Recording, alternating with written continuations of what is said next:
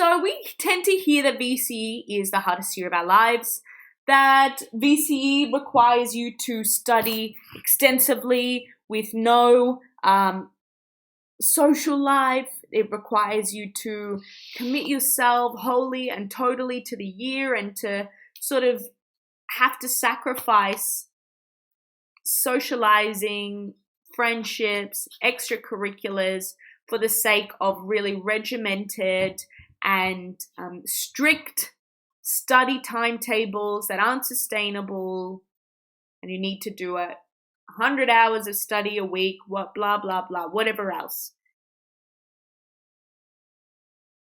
But these are all misconceptions. Year 12 is a really hard year. Okay? To do well in year 12, you do need to study. To do well in year 12, you actually do need to take breaks. It's true that your ATAR does not define you. And there is no pressure if you do not know what to do next year. These are short little, snippets of the sort of attitudes that surround VCE. And we can see here in these examples that everyone thinks there's a right way to do year 12, and also and as well as that, everyone has opinions on year 12 and VCE. But it's a hugely individual experience. Everybody has their own goals. Everybody has their own path in life. Everybody has their own ways that they learn, that they like to study, and their own responsibilities, and so on and so forth. And so to expect people to, for everyone to study the same, for you to do the same amount of study as your friend, so on and so forth, you can't expect that. VCE is a year of uncertainty, or 2 years or 3 years of uncertainty. That is for sure. However, all you can do is try your very best in this space and in this time. So, what we will discuss today is mindset, organization, how to study, a couple of other tips, and then we will get into VCE itself and what VCE looks like for us. All right. So I'm going to just quickly look at the questions. And please pop them in the Q&A.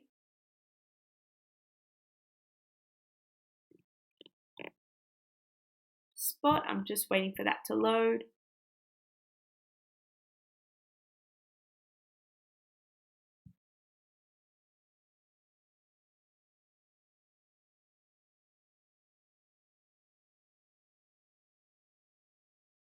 All right. Easy. For those of you who are asking about scaling, we'll talk about scaling later on, and marks we'll talk about later on. But for the next 45 minutes or so, maybe just under, we'll be discussing some tips to help support us through. And then we'll get we'll have a break for questions and then so on. So I like this quote here: whether you think you can or you think you can't, you are right. This just speaks to the power of mindset and how important it is. Again, we are our own worst critic and our own worst enemy. These are all cliches, but they are true and they are important for us to consider and to remember as we try to navigate this process, is that it's really, really difficult year for sure. But that being said, we do have the capacity to do it, hopefully. People have done it before us. People will do it after us. And so if you can get through it and try your best, you're putting yourself in a good spot. Now, VCE is not just for that freaky mastermind who can do mental maths and who can do multiplication of 4-digit numbers in their head. And this rings true for me because famously in my peer group, I have few I have a very poor general knowledge. Let's just put it that way. I'm really bad at maths. I've got really poor general knowledge, but I do really, really well at uni, and I did really well in VCE. Not because I am the most innately smart and intelligent person, but because I worked hard.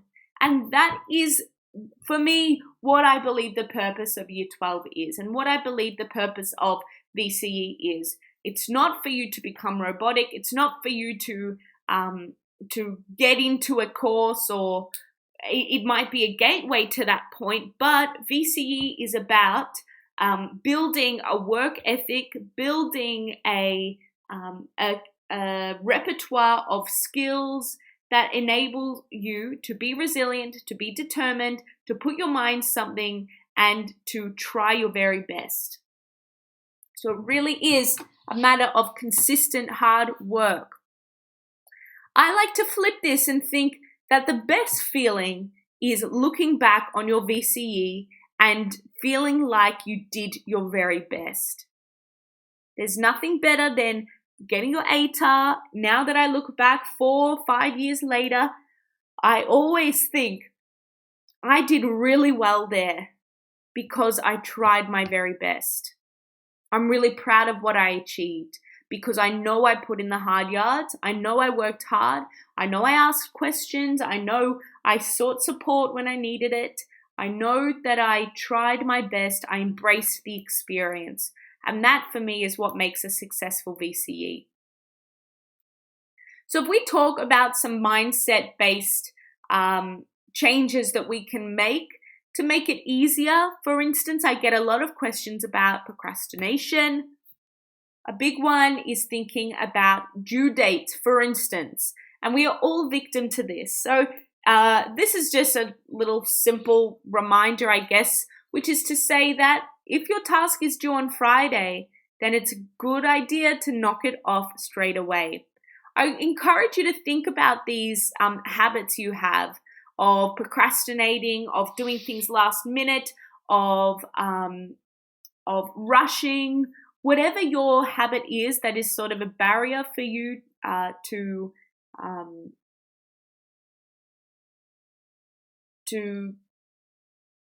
achieving or committing to work, or whatever it may be, whatever those barriers are, make a concerted effort for a month, 2 weeks to do the opposite, and you will hopefully see that change. For instance, if you're a big procrastinator, as I am with essays at uni, I know that when I write an essay, I need to start writing a week before. But I don't always get to that point. Most of the time I write it on the day it's due, which is bad. I'm not recommending that. But in order to break this habit, I need to, as painful as it is, sit down a week before and begin writing, like pen or fingers to keyboard, blank document, I need to start it. And I've made that concerted effort, and as painful as it has been, I've tried my very best to flip my mindset about procrastination and essays. Instead of thinking, oh, I can't do it until the day it's due without the time pressure, I now try and put the pressure on myself earlier to get it done earlier, which gives me time to sit with the essay. Goal setting, I'm big on goal setting. Now, what I want to communicate about goals is that they should not be, I think you need more goals than just my goal is to get an ATAR over 90. My goal is to get into this course. They are really important goals and they are motivating goals, but what I recommend for you are goals that you can have, that you can chip away at. For instance, and this is what I recommend for you, you should have improvement-based goals where you are, if we're again thinking in terms of marks, which is not the be-all and end-all for VCE, but if we think of it in that way, where we may begin our VCE, we may do one SAC, try our very best in that SAC, and then hopefully in our next SAC, do even better. That's sort of what I'm looking for. That's what I would recommend. Okay. Goal setting is motivating. It's a really big year. It is a long year, and goal setting can help you to have a focus that keeps you going as rough and as tough as it gets. Okay. Thinking about teachers, and everyone has thoughts and opinions about teachers. Some of them you love, some of them you hate, some of them you can't stand, and some of them you wonder, why are they here? But others will change your life. Others will support you through. So regardless of who your teacher is, you just need to know they have worked really hard to get to where they are. Teaching is a hard course. They also don't get paid enough money. So if you have a teacher, they are there because they really want to be there. They are really passionate about this because they have a calling to do so, and they want to support you. So your teacher should be your friend, not your enemy. You're not your enemy. I am pro teachers. I'm here for the teachers. That being said, sometimes you don't mesh, you don't click. That's fine. It's not your fault. But you can still use them as a resource for you. They are a really important resource. They're marking your work in some cases. They are advising you as to how to do better in other cases. All right. So I would really encourage you to use your teachers as a resource that is available to help support you here.